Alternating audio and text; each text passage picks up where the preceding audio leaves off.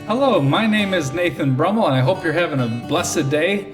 Today in modern church history, we look at the life of Herman Bavinck, and we're going to start by looking at his childhood and his parentage, who his ancestors were, where he came from.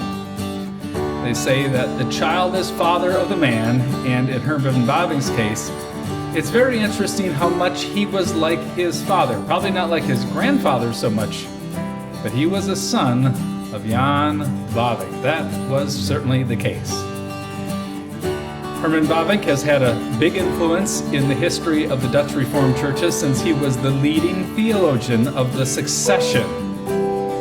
And then after the union of the Doleancy and succession churches in the late 1800s, he moved from the Afscheiding seminary in Kampen to the Free University in Amsterdam, where he basically took over as professor of dogmatics in the place of Abraham Kuyper. And so Herman Bavinck would have a great impact on the Reformed faith in the Netherlands. He and Abraham Kuyper are often mentioned together, and very often it is Abraham Kuyper who is mentioned first. Abraham Kuyper, and then Herman Bavinck as if he was his sidekick. Now, certainly in Abraham Kuyper's day, he was certainly the dominant person. He was the one whose fame was worldwide because he became, among other things, the Prime Minister of the Netherlands. Herman Bavinck would also get involved in politics at his suggestion. Abraham Kuyper had a reputation before Herman Bavinck published his Reformed dogmatics and became wider known. So often people say Abraham Kuyper and then Herman Bavinck follows.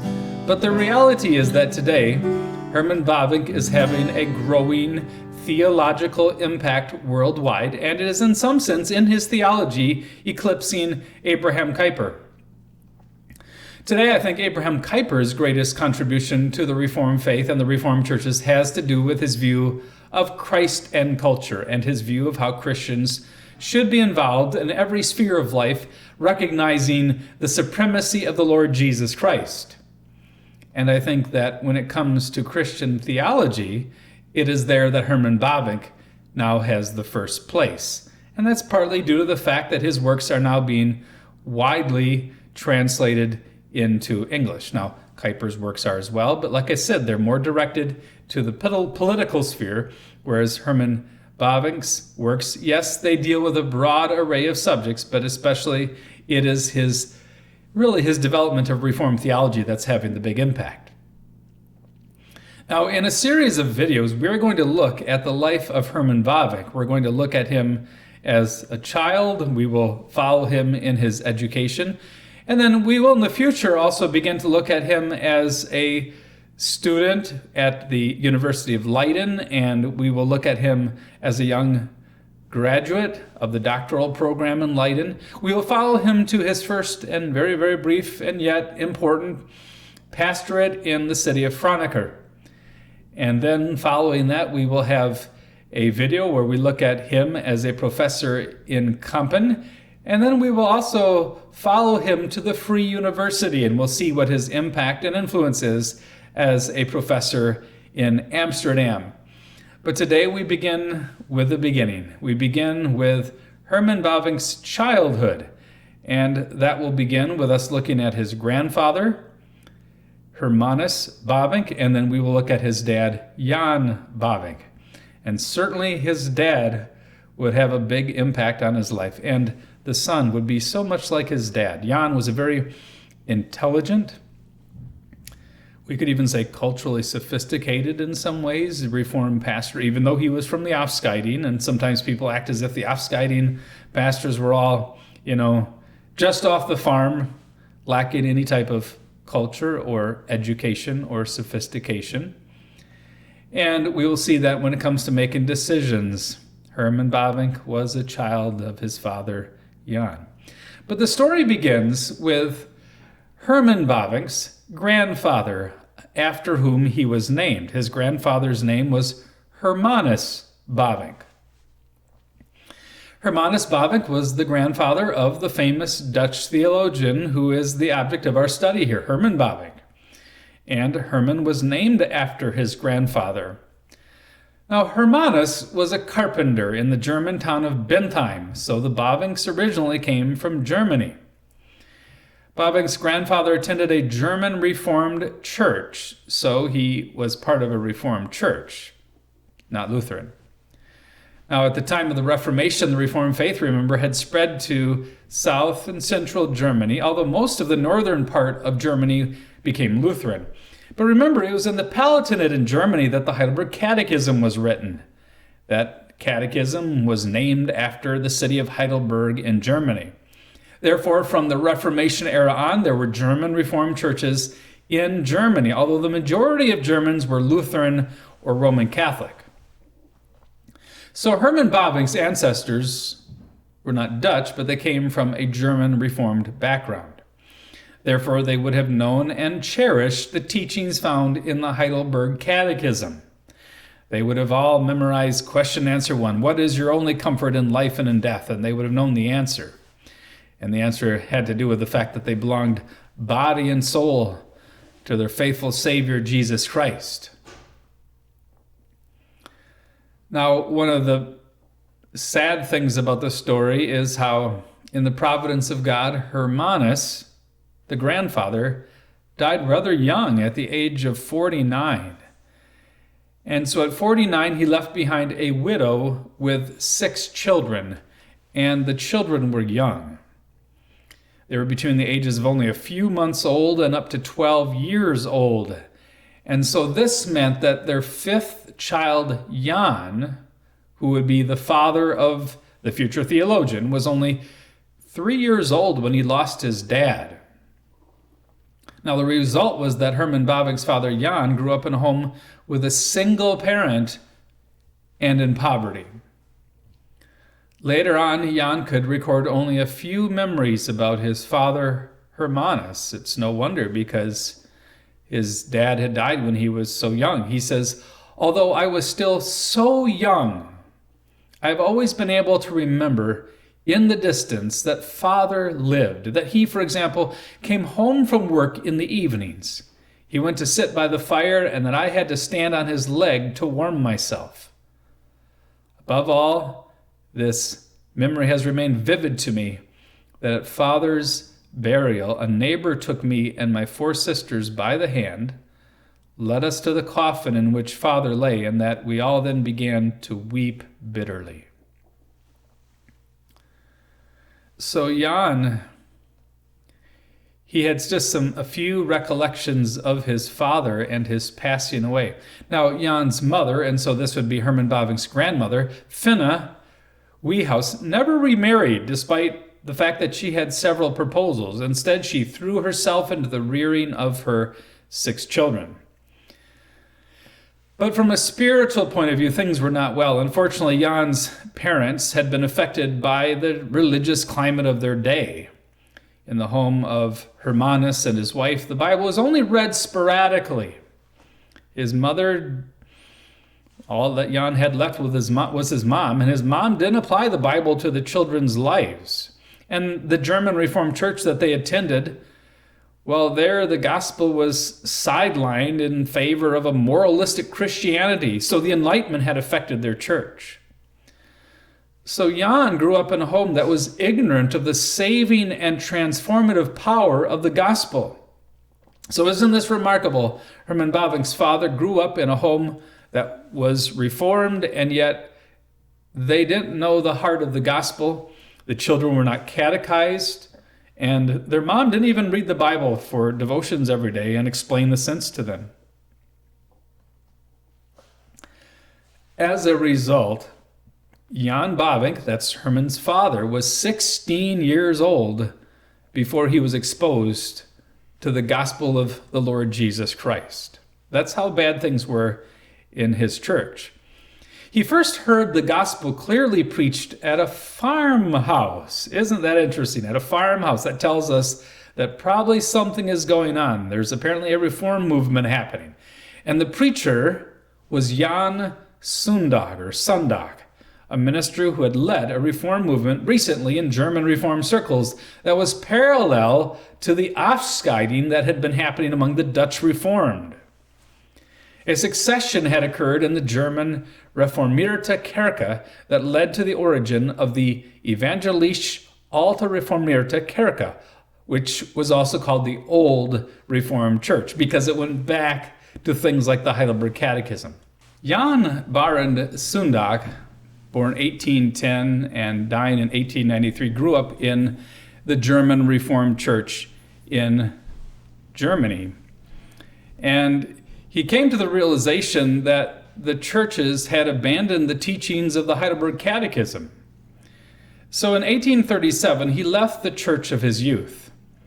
Bavinck established a close relationship with the Dutch succeeders who were just across the border into the Netherlands. Hearing Bavinck preach was a transformative event in the life of the teenage Jan Bavinck.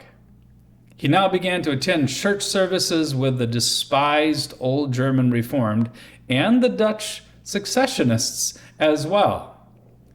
The young man became convinced that he needed to make a break with the apostate church of his childhood, even though he had been raised in it. He later wrote about this momentous decision in his young life. It was a decision that would bring great opprobrium on himself. In a short sketch of my life, a brief autobiography that he wrote towards the end of his life, he said about himself at this time, "Could I indeed leave the Reformierte Kerke and join myself to those who had already and totally broken with her and who had set up an independent church alongside her?" I deliberated on and thought about this question for a long time. And incidentally, I'm sure that he did. That was his way of dealing with issues and tough decisions. He says, "I spoke about it with Bavinck and with others. I went on my knees in prayer about it many times and sought the Lord's countenance, humbly and earnestly beseeching him that he would show me the way in this weighty matter that I had to take up and follow through." And then he tells us, "I hesitated and doubted for some time," and that really would characterize him often when he faced big decisions. But then he says, "But finally I reached the conclusion that I should join the Old Reformed Church as a member." And once he had made decisions like that, he would stick with them too. And so Jan concluded, "Frankly, I can and may bear witness that in order to stay reformed, I separated myself from the Reformierte Kerke and joined the Old Reformed Church." So that's a startling claim. What he's saying is that if I would have stayed in that apostate denomination, I would have been able to stay Reformed long term. And that's why I had to leave. I had to leave the Reformed Church to stay Reformed.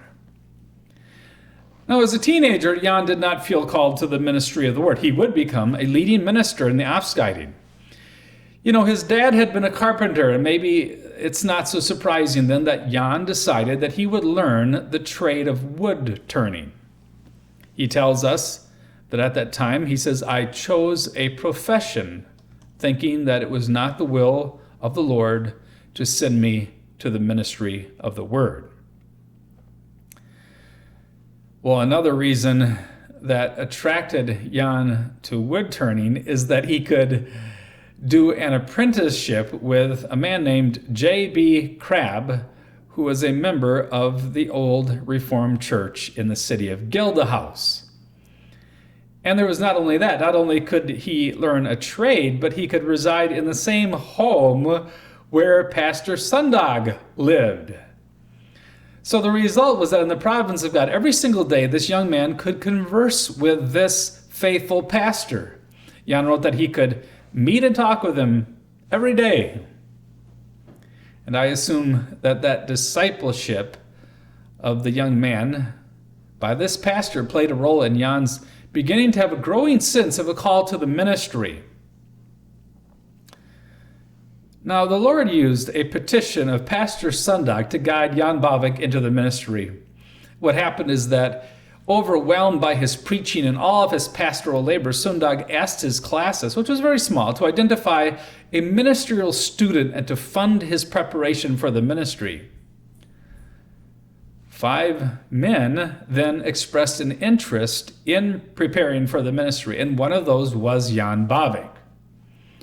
The result is that when the classis of the Old Reformed Church met, they had to make 2 decisions. First, they had to decide whether or not to support Pastor Sundag's petition. Second, they needed to select a man, just one, for ministerial training, and then to figure out how to support him. Now, when the classes met, at first they were split on whether to support a new ministerial student. They voted 11 to 11 on whether or not to support another minister, even though there was a great need. So it was a tie. So the chairman suggested that they draw lots. Now, I'm not so sure if they should have done this or not, but they did. And so they found a housemaid, and they asked her to select one of 2 letters. And she selected the letter that supported Sundag's proposal. So now they had made a decision that they would, in fact, find someone who would be prepared for the ministry who could also be another pastor. Well, then the classes voted on the issue of what man should receive this support and who should they recommend for the ministry. They were split. What happened is that Jan Bavinck and Frederick Huisken each received 11 votes. Once again, things were tied. So once again, they called in the services of the housemaid, and she drew lots, and Jan Bavinck was selected. Now, I think it's partly because of this use of the casting of lots early in his life that later on, Jan Bavinck, at a crucial point in his life, would cast lots to make a decision and then live to regret that. When he later had to make a decision about whether or not to become a professor at the theological school in Kampen, which was quite an important issue, what would happen is that he would cast lots over that matter. Should he leave the pastorate and become one of the first professors at the seminary in Kampen or not? And he was very, very indecisive. Now, his wife, she knew his gifts, and his wife encouraged him to accept the appointment. But he could not make up his mind, so he decided, well, he would depend on the casting of lots. And so he prepared 2 letters, one that was a letter of acceptance of the call to the professorship, the other a rejection. You see, the synod had extended the call to him.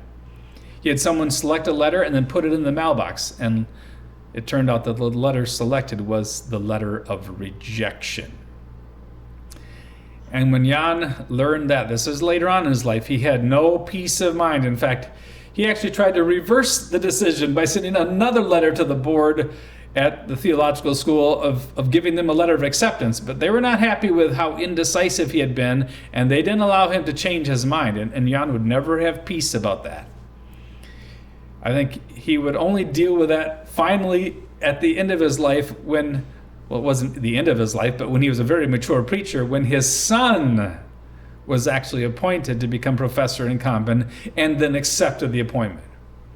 But this event does identify a weakness in Jan's character. He could be so indecisive, and his son Herman would inherit that tendency as well. And it would come out, for example, when the Free University would offer professorships to Bavinck later on, he would be so indecisive. Well, the historical record tells us first about the birth of the man whose life we are studying, Herman Bavinck. We learn about his birth from a church magazine. Jan had married Gesine Bavinck, and when their son was born to them, they advertised the birth of their son in the Afscheiding periodical de Bezijn. And the announcement simply read like this: Today, by the goodness of God, Gesine Magdalena, Holland, the warmly beloved wife of J. Bavinck, very successfully gave birth to a son, Gokeveen, 13 December 1854.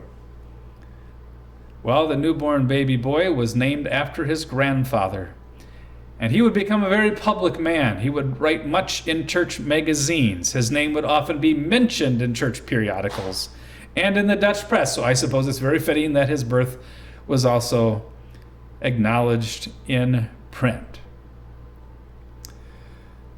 Herman grew up in the home of a minister. He enjoyed the privilege of an excellent education.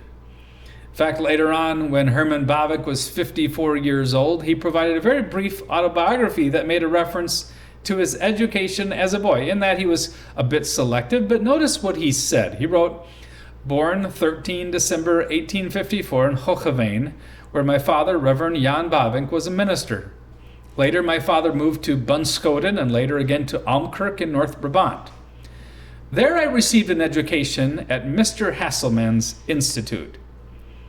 After that, I attended gymnasium, that's like high school, in Zwolle." Herman's father was also his pastor. In that little statement, Bavinck refers to the fact that he was a minister's kid. And he also referred to the fact that his family had moved due to Jan Bavinck accepting a call to a church in a different city. And in that same recollection, Herman Bavinck does not talk about his primary school education.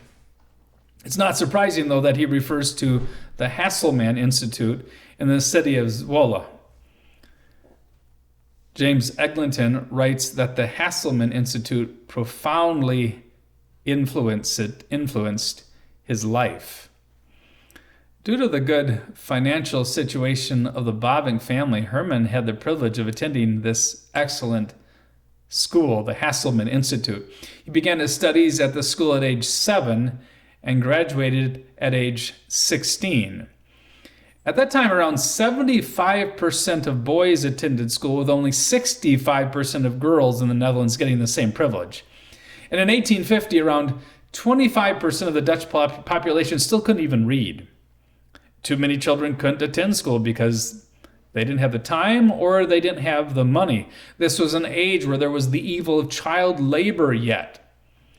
And the children of farmers might work from a very early age, full-time on their father's farm, but they might also work in factories if they lived in the city. So life could be hard for children. The Hasselmann Institute provided a classical education that involved an updated curriculum.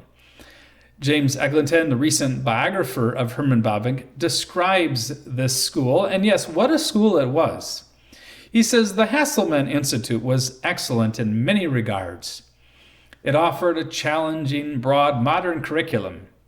It was an intentionally Christian school and, advantageously from Bavinck's perspective, was headed by a successor. It employed native English, French, and German speakers as teachers, and so on. So this was quite an impressive school, and a very, very small percentage of young men in the Netherlands could afford to attend a school like this. But Herman, as a boy, did have challenges as a young man. He lost a number of siblings.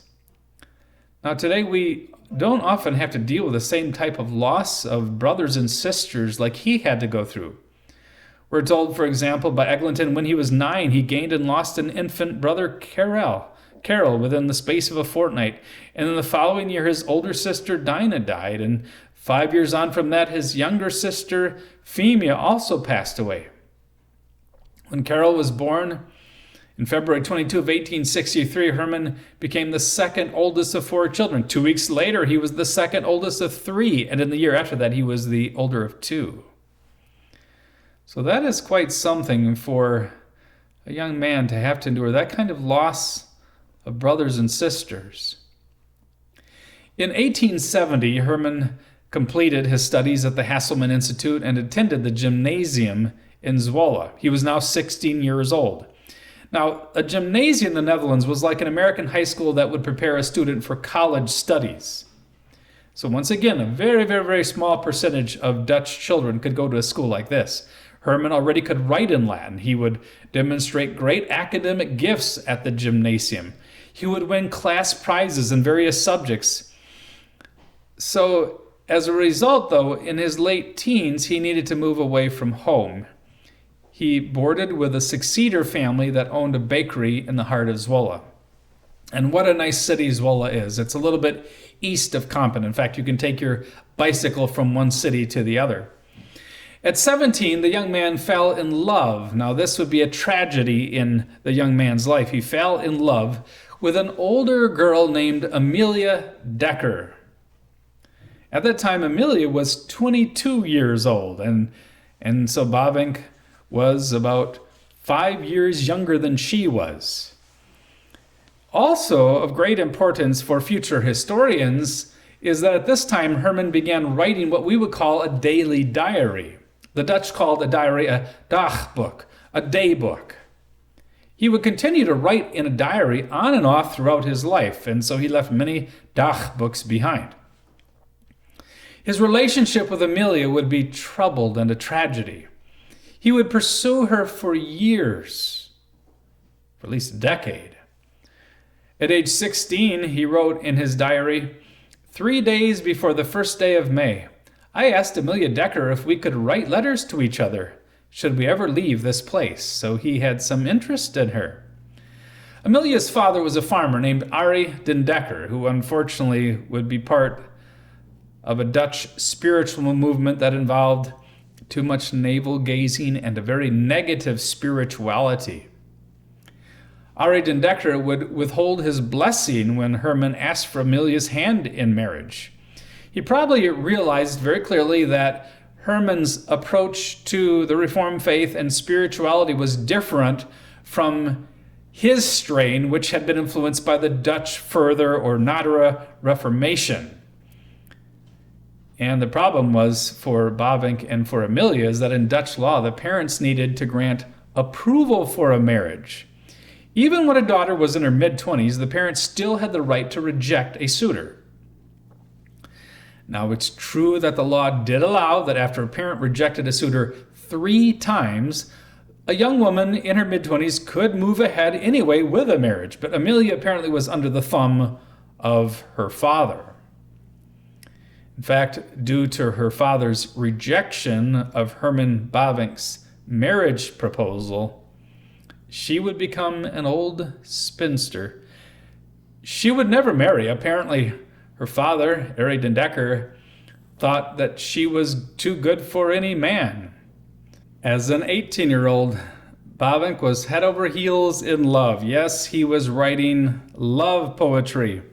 This very gifted young man who was becoming very literate was writing things like this about Amelia.